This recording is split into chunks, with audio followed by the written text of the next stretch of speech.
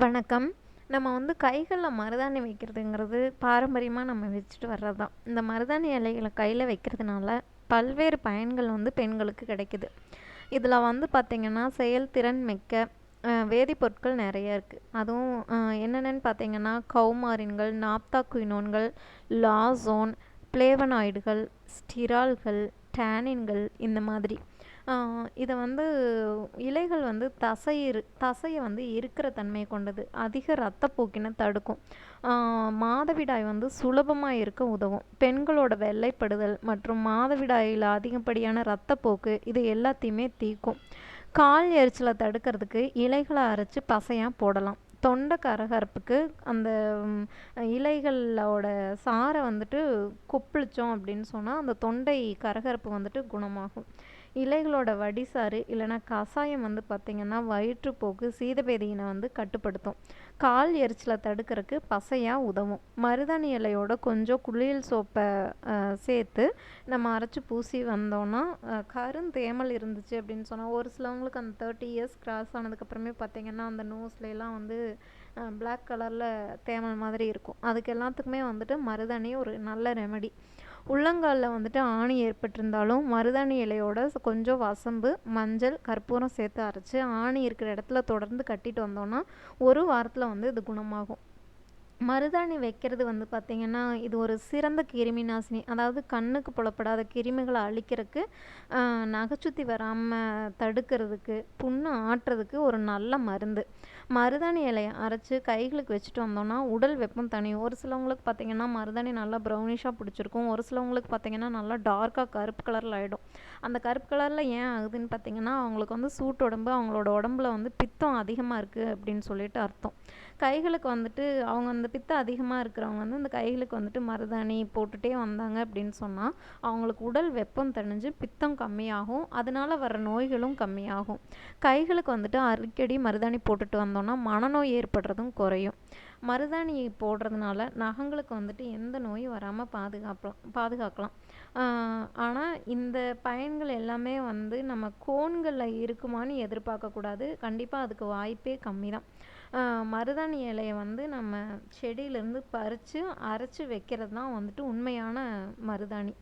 மருதாணி இலையை அரைக்கும்போது கொஞ்சம் கொட்டைப்பாக்கு சேர்ப்பாங்க. கொட்டைப்பாக்கு எதுக்குன்னா, அந்த சாயம் ஏற உதவுறதுக்கும் அந்த கொட்டைப்பாக்கை சேர்க்குறது. விரல்களை நல்லா சுத்தம் செஞ்சதுக்கப்புறமா தான் அதுக்கு மருதாணி நம்ம போட ஆரம்பிக்கணும். கையில் நெயில் பாலிஷ் எல்லாம் நெயில்ஸில் இருந்துச்சு அப்படின்னு சொன்னால் அந்த மருதாணி பிடிக்காது. சிலவங்களுக்கு பார்த்திங்கன்னா, குளிர்ச்சியான உடல்வாக இருந்துச்சுன்னா அவங்களுக்கு மருதாணி போட்டுக்கிட்டா சளி பிடிக்கும். ஸோ அவங்க என்ன பண்ணலான்னா, நைட்டு போடுறத விட பகலில் போடலாம். அப்படி இல்லாட்டினா மருதாணி இலைகளை அரைக்கும் போது கூடவே ஒரு 7, 8 நொச்சி இலைகளை சேர்த்து அரைச்சி வச்சாங்க அப்படின்னு சொன்னால் அவங்களுக்கு அந்த சளி பிடிக்காது. அதே மாதிரி ஆறாத வாய்ப்புண், அம்மைப்புண் இதெல்லாம் இருந்துச்சு அப்படின்னு சொன்னால் அந்த இலையை அரைச்சி நீரில் கரைச்சி வடித்து வாய் கொப்பளிக்கலாம். அதே மாதிரி அரைச்சி அம்மைப்புண்களுக்கு பூசணும் அப்படின்னா 3லேருந்து 5 நாளில் அது குணமாகும். கட்டிகளுக்கும் இதை பயன்படுத்த முடியும். இளநரையை இது பண்ணுறதுக்குமே நம்ம மருதாணி இலையை அரைச்சி அதோட விழுதை ஒரு கப்பில் எடுத்து வச்சுக்கணும். அத்தோட எலுமிச்சம் பழச்சாறு, 2 ஸ்பூன் தேங்காய் எண்ணெய், அப்புறம் 2 ஸ்பூன் நெல்லி முள்ளி பொடி இது எல்லாமே போட்டுட்டு 1 கப் தயிரோடு கலந்து வச்சுக்கணும். இந்த கலவையை நைட் ஃபுல்லாக வச்சுட்டு அடுத்த நாள் தலையில் அப்ளை பண்ணி குளிக்கணும்.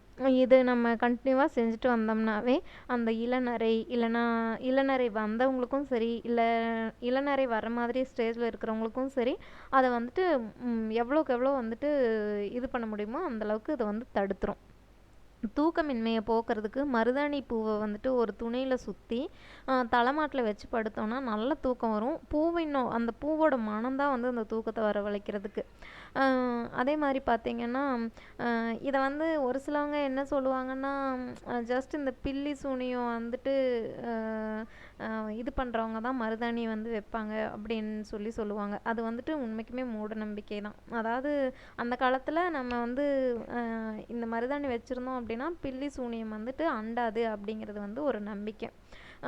இப்போ வந்துட்டு என்ன பண்ணுறோன்னா மருதாணியை விட்டுட்டு டாட்டூஸ் அப்புறம் வந்துட்டு இந்த செயற்கை கோன்கள் அப்புறம் இந்த இன்ஸ்டன்ட் மருதாணி எல்லாம் நம்ம வைக்கும்போது இது என்ன பண்ணால் நம்மளுக்கு வந்து ஒரு வித புற்றுநோய்க்கு வழிவகுக்கிறதா இருக்குது.